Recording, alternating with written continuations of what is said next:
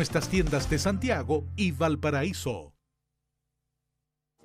Canal 9 Bio Bio Televisión presenta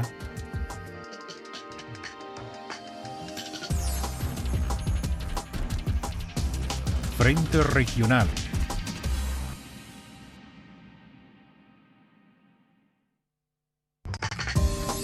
¿Qué tal? ¿Cómo está usted?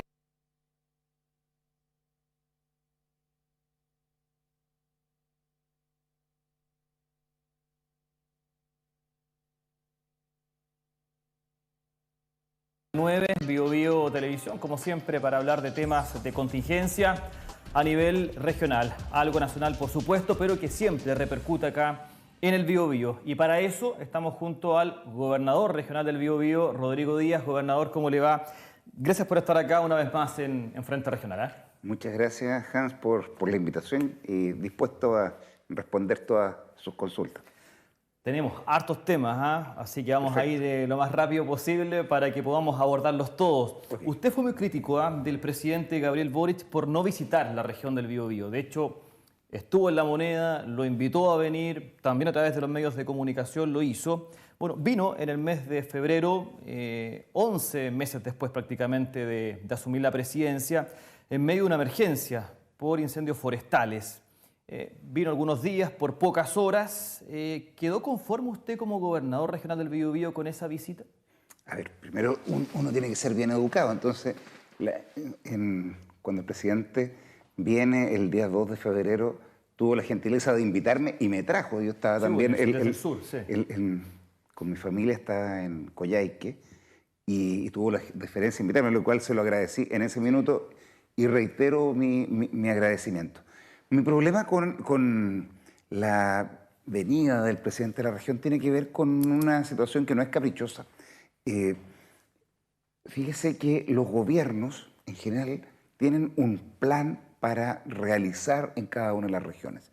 Ese plan se desagrega y se entrega como tarea durante el primer año de gobierno. Me explico. Vamos a hacer en casas X construcción de casas, en construcción de hospitales o de escuelas, tal número.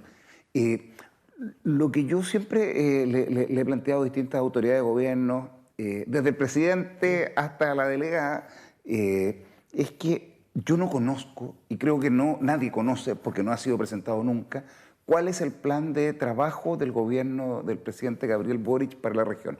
De tal manera de que uno pueda saber si ese plan está bien enfocado, si es que uno le puede hacer sugerencias para mejorar las condiciones de vida de las personas en la región y también para disponer de los dineros que tenemos nosotros, el gobierno regional, que no somos el gobierno de Chile, somos una entidad autónoma que se debe a los habitantes de la región.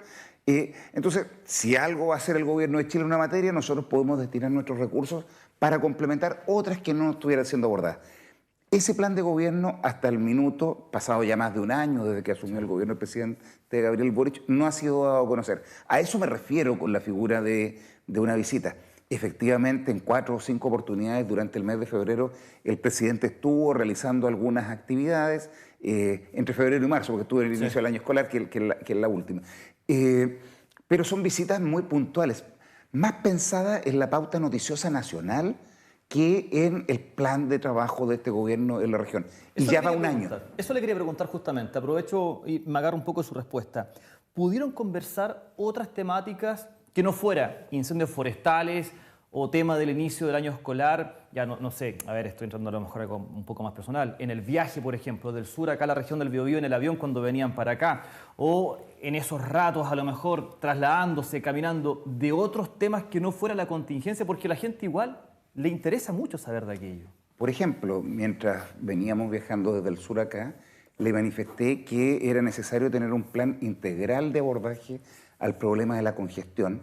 Le conté al presidente, él no tenía esa información, que habíamos logrado acuerdos de inversiones con distintos ministerios donde el gobierno regional servía de puente financiando aquello que no era propio de transporte, de vivienda o de obras públicas y que era una gran iniciativa de inversión que podía incluso generar 18.000 empleos en ejecución de obras que nos sacaran del letargo que estamos por falta de infraestructura. y que era muy importante porque en marzo íbamos a tener un shock con el regreso a clases y íbamos a pasar, permíteme usar una figura, de Guatemala, porque estábamos súper mal en materias de conectividad, a Guatepeor, dado el problema del puente. Y el presidente me dijo, me parece muy bien, es muy interesante, busquemos una forma de tener un sistema de gobernanza de estas 250 iniciativas que permitirían en 4 o 5 años salir de lo que estamos viviendo lamentablemente, pero eso no se ha materializado. Eso no se ha materializado. Nosotros nuestra parte la tenemos hecha, pero necesitamos concordar con el gobierno esas materias porque los ministerios dependen de la Presidencia de la República, no del gobierno regional. ¿Cómo lo vio usted empoderado del cargo, coordinado con su equipo a nivel regional? Igual me queda un poco de duda porque usted decía, no estaba al tanto, por ejemplo, de esta propuesta o inversión que se quiere hacer desde el gobierno regional. Es inversión del gobierno regional y de los ministerios, se llaman convenios de programación. Claro, pero él no estaba tan al tanto de eso, por ejemplo. Entonces, ¿cómo lo ves? ¿Cómo lo ve usted? ¿Empoderado, coordinado con su equipo acá en la región del Biobío? Mire, yo le voy a responder con... De repente a mí me preguntan por alguna iniciativa y yo les digo a las personas, mire, el gobierno regional tiene 2.600 iniciativas que ocurren simultáneamente. Y es difícil que uno se conozca cada una de los detalles. Sí, por supuesto. Entonces yo le diría que en términos generales él no tenía conocimiento de esta materia. Yo sí la había conversado con la delegada regional, la había conversado con los ministros de Obras Públicas, de Vivienda, de Transporte. También lo había conversado con la ministra del Interior y el ministro de Desarrollo Social. Que no es un tema menor. Uno puede decir algo menor, pero esto es un tema esto es muy relevante. Claro. Es muy relevante y por eso es tan importante cuando yo le digo que lo que uno necesita de la Presidencia de la República es saber cuál es el plan de gobierno. Porque, se lo voy a decir de esta manera, no hay una obra emblemática comprometida por el gobierno del presidente Gabriel Boric para la región del Biobío. En el gobierno del presidente Lagos, esa obra emblemática fue el proyecto Biovías. En el gobierno del presidente Piñera, en su primera versión, la obra emblemática fue la reconstrucción. Durante el gobierno de la presidenta Bachelet, en su primera versión, eran los jardines infantiles que se iban a realizar, o la instalación, o hacerse cargo de la cesantía de Talcahuano, vía la instalación de los casinos. En el caso del segundo gobierno de la presidenta Bachelet, estaban dentro de las obras emblemáticas, por citar algunas, el Estadio Regional de Concepción, el Esterroa, estaba también el inicio de la doble vía hacia Chihuayante, habían obras emblemáticas. Cuando uno ve el gobierno actual, lamentablemente para quienes vivimos en el Biobío, uno solo ve que las obras anteriores se continúan ejecutando, pero no ve una gran iniciativa que esté materializándose. En entrevista con Radio Biobío, y aprovecho, me tomo un poco de eso, el día viernes, Martín Silich, exintendente también, manifestaba que se está hablando solamente de proyectitos. Así es. Y no de proyectos. Bueno, por eso cuando le hacía esta invitación al presidente, le decía, oiga, cuando usted venga, y yo asumía ahí que la visita ya no estaba, sentémonos a conversar sobre temas grandes. Mire, hay algunos temas que ocurren dentro de un gobierno y hay unos temas que uno empieza a incubar en un gobierno para que se desarrollen después. Por ejemplo, le voy a dar un ejemplo. El año 2029 hay que relicitar el puerto San Vicente. Si lo relicitamos así como está, va a tener un precio X, pero el precio que podría obtener Chile, por lo tanto impuestos para redestinar a políticas sociales, sería mucho mayor si nosotros tuviéramos doble vía para llegar hacia el puerto de San Vicente. El puerto Coronel privado tiene doble vía. El puerto de Lirquén privado tiene doble vía. El puerto que es del Estado de Chile, porque San Vicente es propiedad del Estado de Chile, tiene vía simple cuando usted se va desde la rotonda, ¿cierto?, al lado de Huachipato hacia la instalación del puerto. Entonces, pucha que sería interesante que en un plan de conectividad nosotros solucionáramos eso. O uno podría decir, tomemos el compromiso a raíz de lo que aprendimos en esta emergencia y que no haya ningún kilómetro de ruta principal que no tenga conectividad digital. Esto no es caro y es simplemente una coordinación entre la Dirección de Concesiones del Ministerio de Obras Públicas y nosotros. Mire, nosotros podríamos pagar eso. Entonces, uno lo que trata de hacer no es ser molestoso, no, al contrario, pero defender los intereses de las personas que viven en la región. Los ministerios están todos fragmentados y piensan dentro de ese paradigma. Y nosotros que vivimos en la región decimos, tratemos de hacer orden entre distintos esfuerzos. ¿Para qué? Para que nuestra vida mejore. Bueno, algo que ustedes justamente están levantando y mucho, y cambio un poquito de tema, me paso a los incendios forestales. Hay una gran inversión que se va a hacer desde el gobierno regional justamente en trabajo de reconstrucción de todas las viviendas afectadas o de gran parte de ellas. Ha tenido reuniones con los alcaldes afectados, de los municipios afectados. A ver, primero, ¿qué reporte le han hecho justamente los alcaldes de los avances de la construcción de las viviendas de emergencia? ¿Qué le han dicho respecto de eso? Primero, un dato. En todas las emergencias, incluidas maremotos, inundaciones, terremotos, aluviones, la que fuere, en todas las emergencias hay una cantidad de gente afectada, que podrá ser de este alcance, y la cantidad de gente que recibe ayuda es menor. Reduzco el alcance. Sí. ¿Y por qué ocurre esto? Porque hay distintos criterios que toman los ministerios que hacen imposible materializarlo. Por ejemplo, si usted quiere dar una ayuda económica, lo que le exige el Ministerio de Economía, cualquiera de sus agencias, es que usted tenga iniciación de actividades. Y si usted no tiene iniciación de actividades, no recibe ayuda. Si usted quiere la reposición de su vivienda, que tenga título de dominio y que sea su primera vivienda, su única vivienda, le exige el Ministerio de la Vivienda. Bueno, en esta emergencia va a pasar algo similar. Hay del orden de 7.000 personas de la región afectada. Se ha señalado que hay, bueno, además de las 17 personas que lamentablemente perdieron la vida y de las más de 200.000 hectáreas quemadas, se ha dicho que hay 3.300 estructuras, viviendas o galpones que se quemaron, y de esas 1.800 estructuras, hablando en números redondos, van a tener algún tipo de ayuda. Y ese tipo de ayuda, cuando usted empieza a desagregar, se da cuenta que el Ministerio del Interior dice que le van a construir mediaguas, porque esos son, no le pongamos un nombre eufemístico, son mediaguas con un baño. Se le va a construir a poquito más de 1.100, 1.185 para ser exacto, viviendas, y las viviendas que va a reconstruir el Ministerio de Vivienda dice que los que califican son un poquito más de 1.200.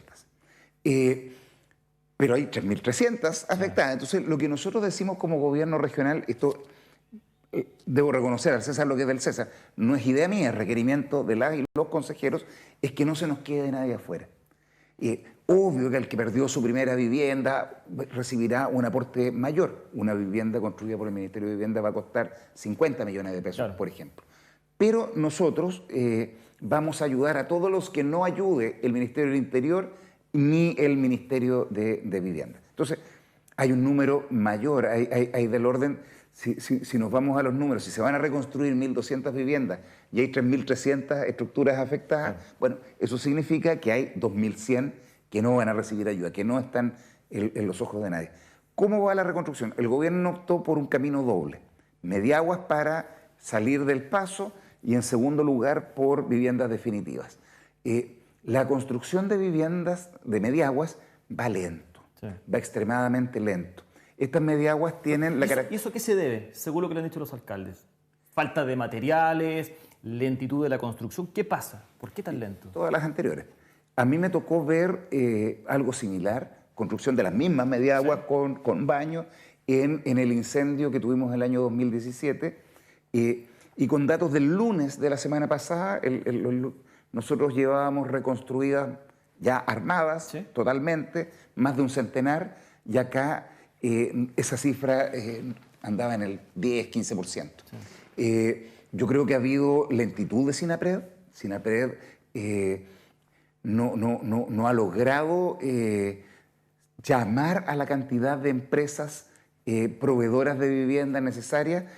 Se habla que al día de hoy estas no superan la decena, habían partido con 4 y habían incorporado 6 más, pero caducaron algunas.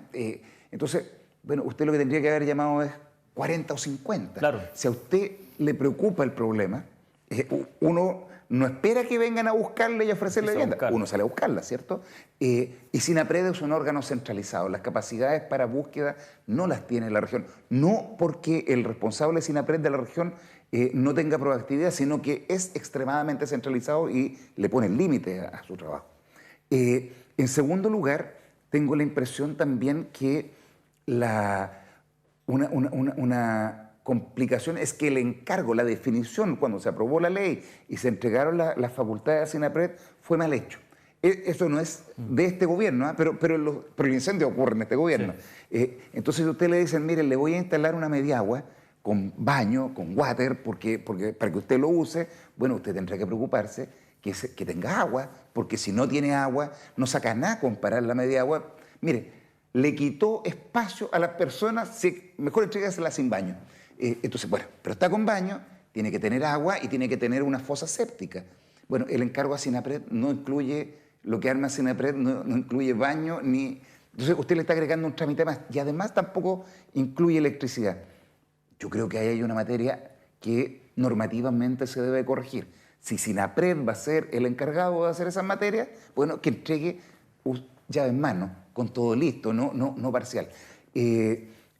Hay una dificultad también, creo yo, Hans, que no se ve, y es que las personas que están en Santiago y SINAPRED en general está pensado para tragedias urbanas.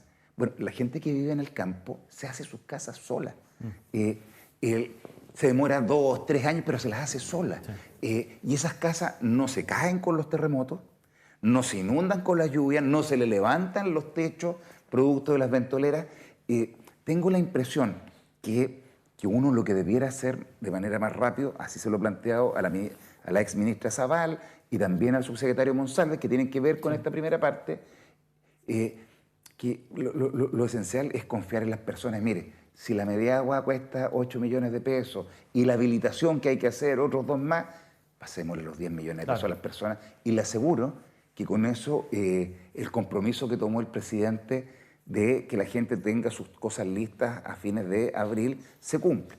Al ritmo que vamos, parando 5 mediaguas al día y sin tener las conexiones, la verdad que esto tomaría más o menos hasta septiembre, octubre. Claro. Y no está resultando. Pasar un invierno terrible, complejo probablemente va a ser muy difícil. Quiero llevar al otro tema contingente, y que tiene que ver justamente con el trabajo que ustedes también han tenido como gobernación, que han sido también muy protagonistas respecto de lo que ha pasado con la congestión en el Gran Concepción, a través de Óscar Ferrer, ¿verdad?, que ha sido el encargado de esta área en las reuniones con la delegación, con el Seremi de Transporte, en diferentes pautas ahí en terreno. Hemos sufrido y bastante desde el 6 de marzo y seguramente se va a seguir así por mucho tiempo. Viene la solución del puente ferroviario, ¿verdad?, que todavía se están haciendo algunos arreglos ahí.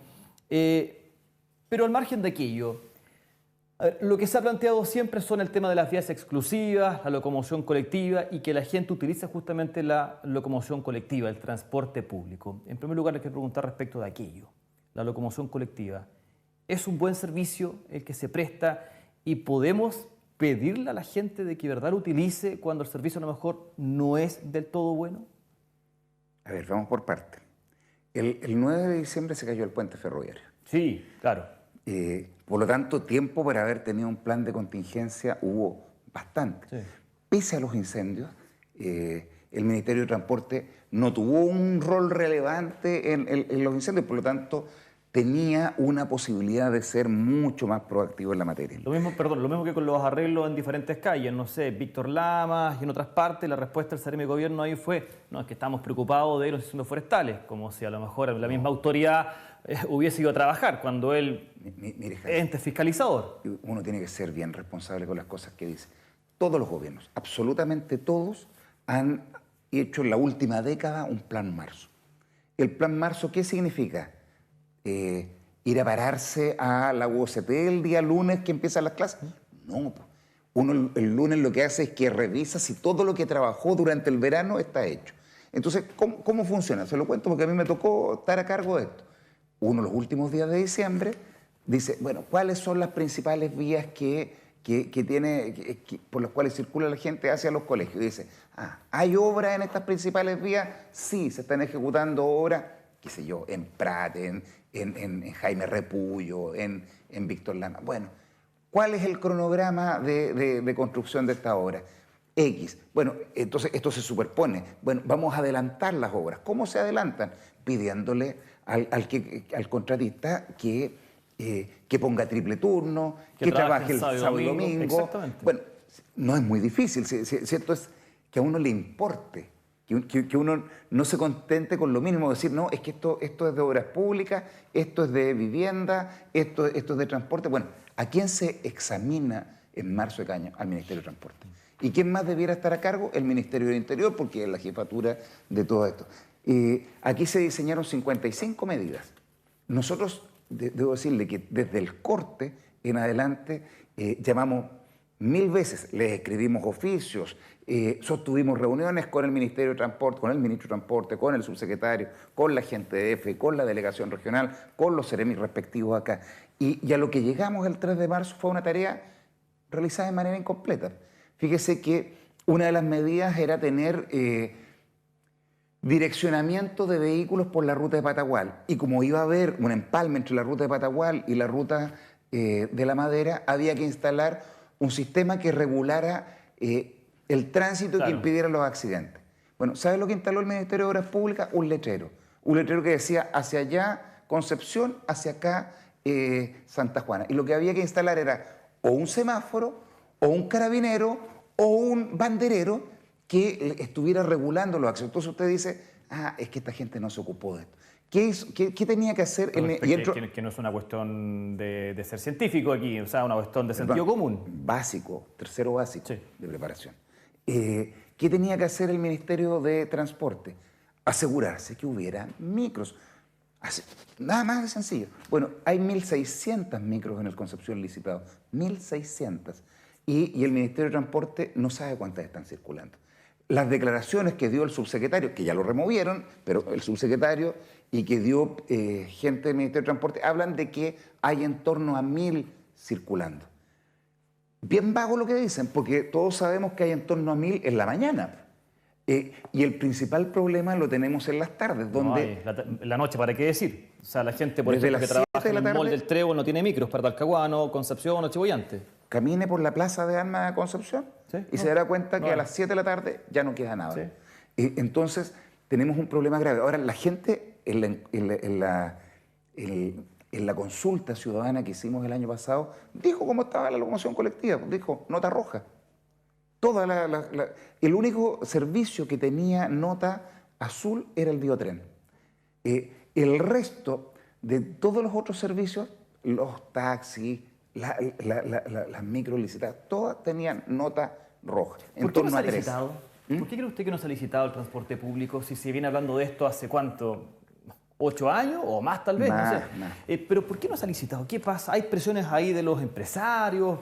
¿Qué pasa ahí? Yo creo que hay falta de voluntad política, por sobre todo, porque al final la licitación de un servicio implica colocar dinero. Y en Chile existen los ciudadanos de Santiago y los del resto del país. Entonces, claro, para Santiago está el servicio donde se entrega cuantiosas sumas de dinero y dicen, es que licitar en otro lado va a ser caro. Bueno, yo lo que digo es, en Santiago la gente tiene servicio con regularidad, se les paga a los empresarios que ahí están trabajando, que me parece correcto, y la gente evade. Y acá se le paga a los empresarios, tenemos una licitación de la primera mitad de los 2000, de la primera década de los 2000, y la gente paga, y no hay servicio. Entonces, yo creo que el Ministerio de Transporte tiene teorías de Santiago, pero prácticas que de las regiones no se toman. Mire, yo el otro día mandé un mensaje, dije, en la congestión de Víctor Lama, era solo un desvío de calle, nada más. Entonces uno dice, pucha, mire, hoy día en la mañana pasé por el camino a Chihuayante. En el camino a Chihuayante hay una obra que está haciendo el Ministerio de Obras Públicas. No se trabaja los fines de semana, se trabaja en un lapso acotado. Chuta, si hubiera algo de cariño por la gente, mire, ni siquiera estoy hablando de lo grave de San Pedro, que ¿cómo? Le aseguro que la empresa que está trabajando ahí, si le dicen adelante su trabajo, lo va a hacer porque quiere recuperar sus boletas de garantía lo antes posible. Entonces, yo creo que falta dedicación. Y tenemos, lamentablemente, hemos tenido autoridades en el Poder Ejecutivo que no se hacen cargo, que no toman liderazgo en las materias que les corresponden. Bien, quiero hacer un breve alto, ¿le parece? Tenemos muchos temas medioambientales, seguridad, salud también. Hay una agenda también de género muy interesante. Le propongo una pausa, hacemos un breve...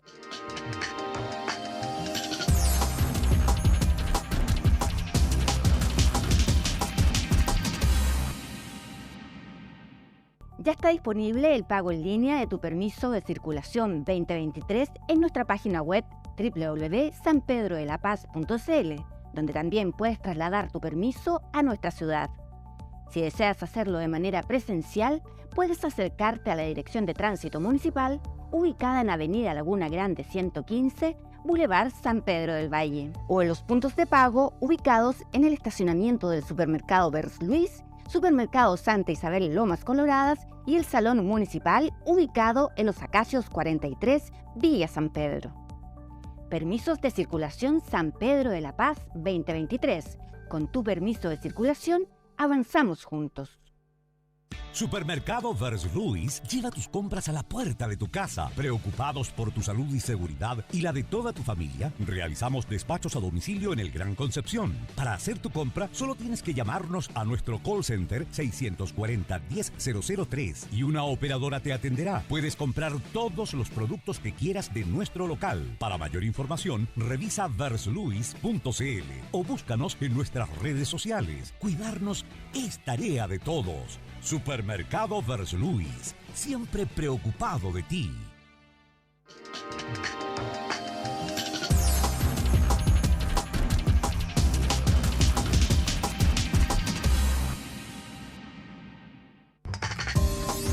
Seguimos acá en Frente Regional conversando con Rodrigo Díaz, gobernador regional del Biobío.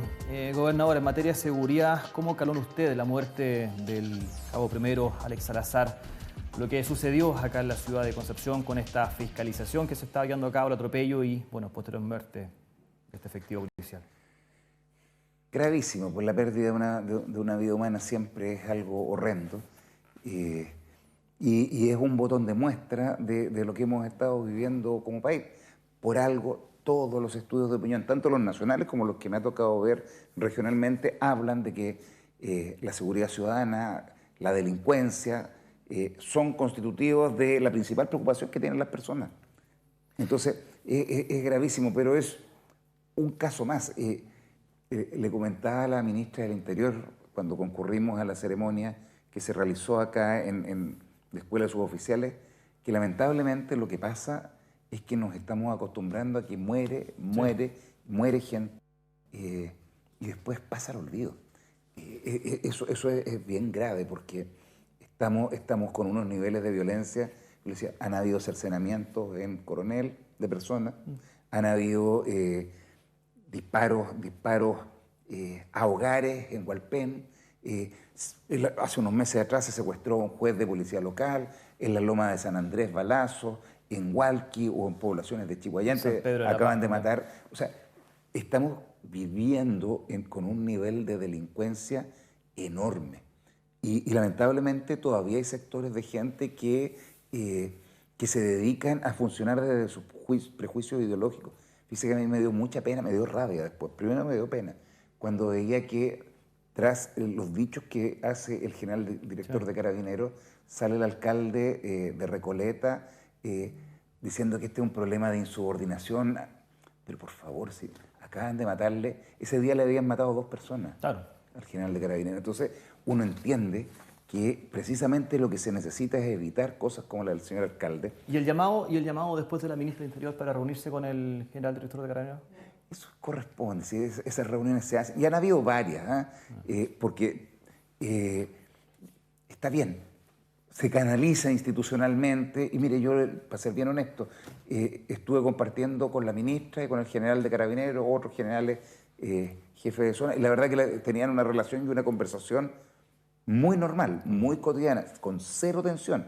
Entonces, si el problema es otro, que en el Parlamento o algunos liderazgos radicales lo que tratan de hacer es mantenernos en una situación que se prolonga desde el 2018, 2019 en adelante, y la verdad es que no hay democracia sin una fuerza policial que pueda hacerse cargo de los delitos. Y esta ridiculez de decir que la proporcionalidad de los medios significa que tiene que haber un carabinero con una persona uno a uno es imposible.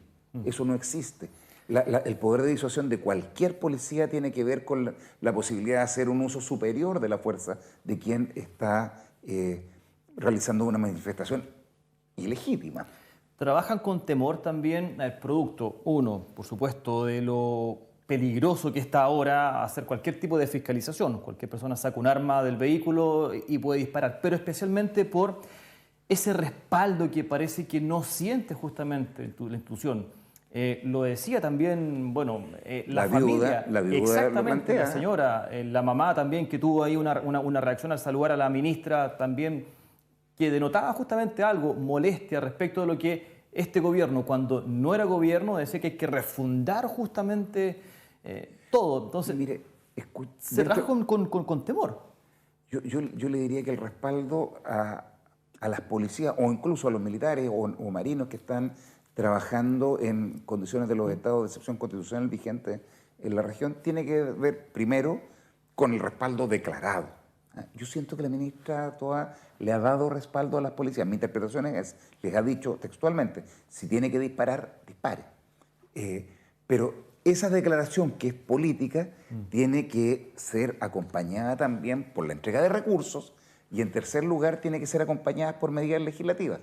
A mí me parece que es un error que si un policía usa un arma, esa persona sea imputada y tratada como imputada. A mí me parece que ese policía que usa un arma, obviamente el peso de la prueba tiene que estar en el contradictor de ese policía. Debe estar amparado por una presunción de inocencia. No estamos hablando de los tiempos de la dictadura, estamos hablando del siglo XXI. La dictadura se acabó el año 89.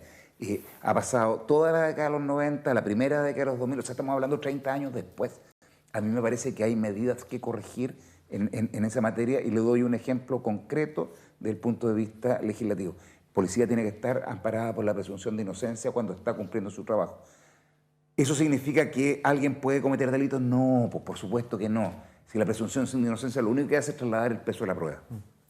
A ver, respecto a lo que se está haciendo en la provincia de Arauco, ¿qué le parece lo que se ha hecho este año de trabajo? Que queda la sensación de que es bastante respecto a lo que se venía haciendo, por ejemplo, respecto del gobierno anterior, del segundo mandato de Sebastián Piñera.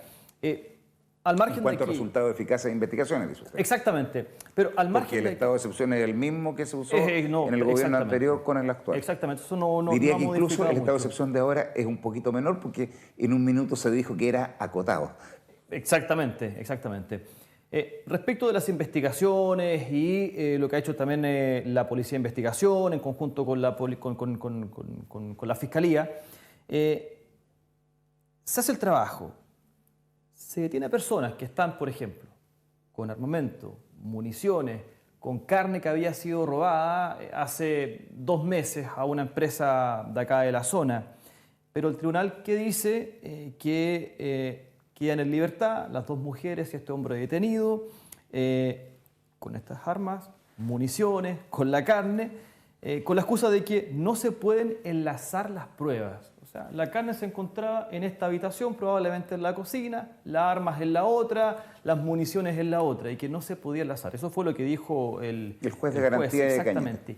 ¿Qué sensación queda después de que pasa eso? ¿Se hace una investigación de largo aliento? ¿Se detienen las personas y quedan en libertad? Bueno, ahora que fue modificado esto por la Corte Penquista.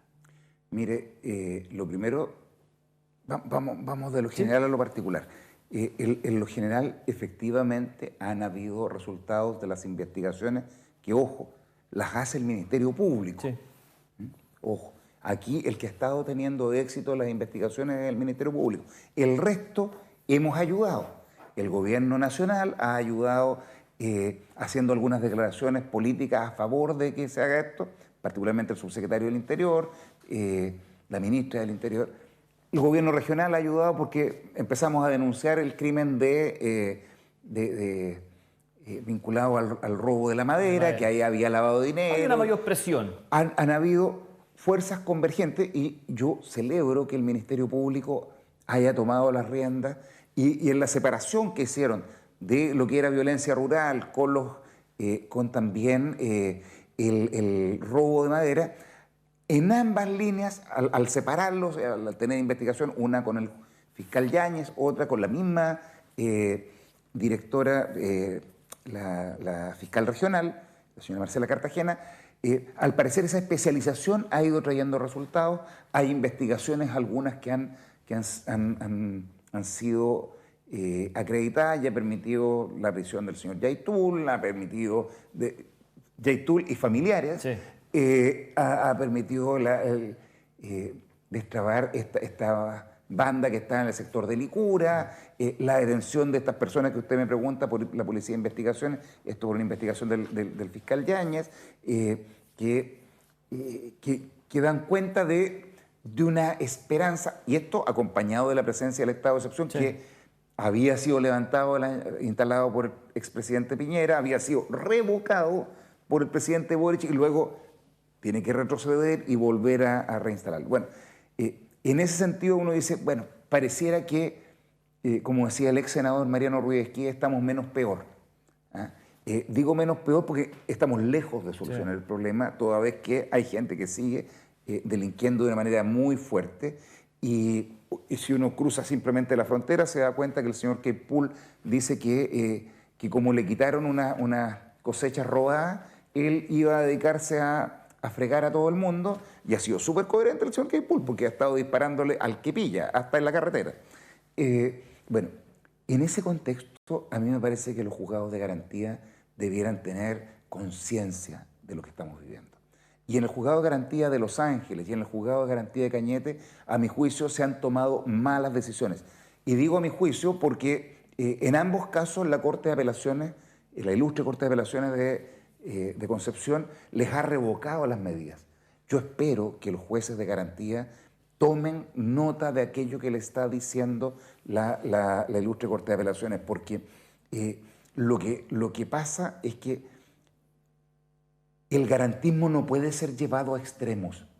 La gente que vive en la provincia de Arauco, particularmente en el Cono Sur, algunos en la provincia de Biobío, particularmente hacia la zona cordillerana o Mulchen, realmente han vivido mal. Realmente han vivido mal, han sido afectados. O sea, a las personas que estaba dejando en libertad el juez de garantía de Cañete eran personas que se estimaba que tenían vínculos con el atentado a las familias Grolmus y Cid.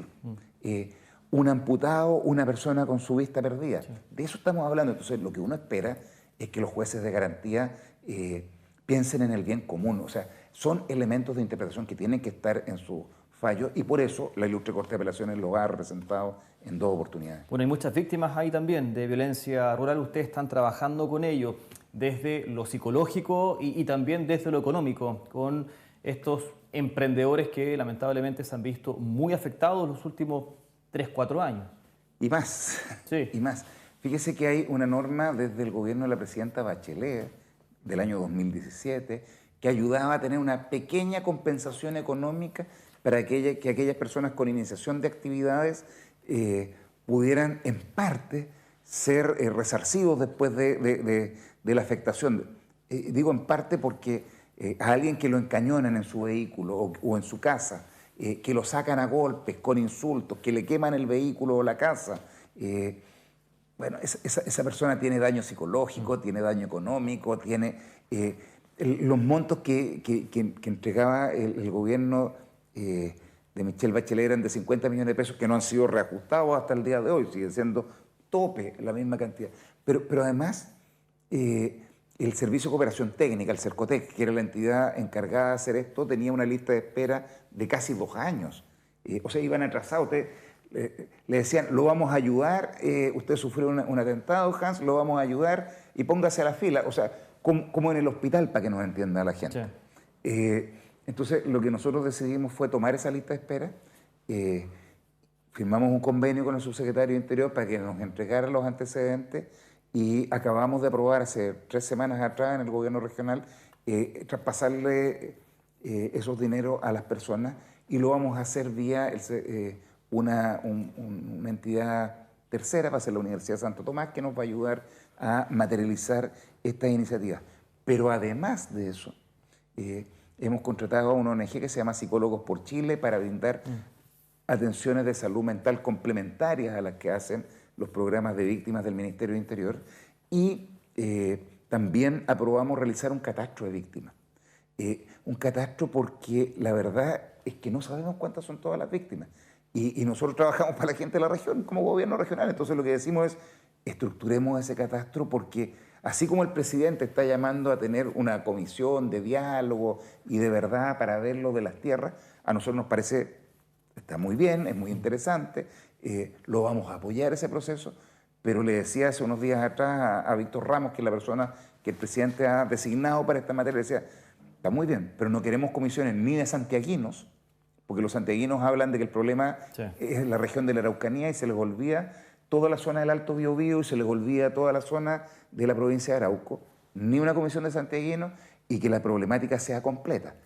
Porque las víctimas mapuches y no mapuches también de toda esta violencia rural también tienen que ser resarcidas, pues son vecinos nuestros. Bueno, tengo 3 temitas que quiero tocar rápidamente en los pocos minutos que nos quedan. Se cierra Hidronor. Bueno, era ahora fines del mes de marzo, se extendió por un mes más hasta fines del mes de abril, un problema sanitario que es muy complejo, ¿verdad?, para quienes son de la región del Biobío, para algunas comunas de la región del Biobío, y que miran también muy atentos desde la región de Ñuble. Han habido algunos ahí dimes y diretes entre el Biobío y la región de Ñuble. Usted primero, ¿conoce el plan de cierre? Nosotros, por ejemplo, hemos intentado conseguir la información para saber qué puede pasar, porque, a ver, no es llegar y colocar un candado, pum, se cerró esto, nos fuimos todos para la casa. Hay un tema que ahí, si que se pone ese candado, a los 2 o 3 meses puede ser un tema mucho peor de lo que está ahora. ¿Se sabe algo? ¿Ustedes han manejado alguna información? ¿Les han comunicado algo? Mire, a mí me gustaría enfocarme en lo que nos compete, porque uno de los problemas que hemos tenido como gobierno regional es que nos preguntan de todo como si todo fuera responsabilidad nuestra. Sí, por supuesto, esto tiene que ver con la responsabilidad, la responsabilidad nuestra, primera, fue levantar el tema. Este tema del cierre de Hidronor, que afecta a 4 comunas, lo levantamos nosotros como gobierno regional. Y planteamos 3 soluciones. Una ayuda monetaria para este año 2023 a los 4 municipios afectados: Florida, Lota, Talcahuano y Hualpén. Que se reparte en partes iguales. Cada municipio pone un tercio, el gobierno regional pone otro tercio, la SUDERE pone otro tercio. Nosotros hoy día estamos enfocados en traspasar el dinero que nos corresponde a nosotros. La SUDERE tendrá que hacer su trabajo y nosotros no le vamos a subsidiar el trabajo a la SUDERE. Segundo, decimos, al otro relleno que está en la provincia de Concepción le queda 1 año y medio de vida útil. Y por lo tanto, lo que hace unos días atrás conversaba con Daniela, la delegada regional, le decía, Daniela, por favor, aceleremos los plazos de evaluación, porque si, para ser bien honesto, esa evaluación debería estar terminada en junio de este año. ¿Por qué? Porque después usted tiene la posibilidad de las apelaciones, comité de ministros, tribunal ambiental, y después hay que construir, pues. ¿Y cuándo hay que construir? En el verano. Entonces, la segunda, primero, ayudamos a salir del mal rato a los alcaldes. Segundo, estamos insistiendo que el gobierno haga su tarea y que apure los trámites que corresponden. Y tercero, hay que trabajar en el largo plazo, porque no es sostenible que estemos produciendo la cantidad de basura que se está produciendo por sociedad. Lamentablemente, el Ministerio de Medio Ambiente en Chile no tiene capacidades ejecutivas. Cuando se diseñó, para que nos entienda la gente, usted dice, tiene la parte política en el Ministerio de Vivienda y hace las casas del Servio. Bueno, el Ministerio de Medio Ambiente tiene la parte política, pero no tiene un órgano ejecutor. Entonces, en esas materias nosotros como gobierno regional hemos decidido también avanzar con nuestro camino. Agenda de género que, bueno, se ha ido presentando durante este último tiempo, la semana pasada también, o antepasada ya. Disminuir, por ejemplo, algunas listas de espera, ir en ayuda justamente a esas mujeres también sobrevivientes del cáncer de mamas, atención dental también, por ejemplo, para mujeres. Hay también un trabajo importante que se pretende llevar a cabo dentro de este año y ojalá también los futuros. Nosotros aprobamos en la sesión del Consejo del 8 de marzo 5.000 millones de pesos destinados a hacer atenciones de salud, básicamente, como usted dice, reconstrucción de glándula mamaria para mujeres que han sobrevivido al cáncer, operaciones para, el nombre yo siempre se me traba, así que lo voy a decir, para las guatitas de delantal. En tercer lugar, atención dental Esto es reponer el programa que tenía el presidente Lagos, Sonrisa de Mujer, financiado por el gobierno regional. Vasectomía, porque la paternidad responsable no es solo, es paternidad y maternidad responsable, son las dos cosas. Operaciones de varices también, de juanetes, son parte de ese trabajo. Pero en conjunto con eso hay iniciativas como esto que hemos apoyado a la Fundación Antonia para tener más lugares de atención de mujeres.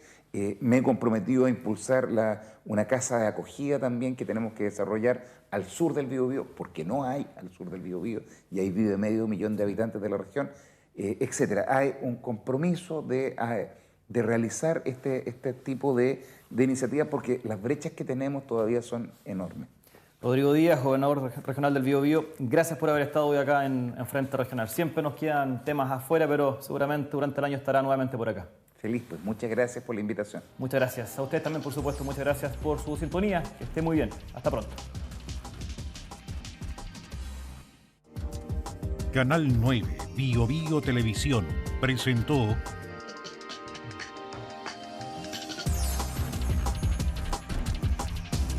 Frente Regional.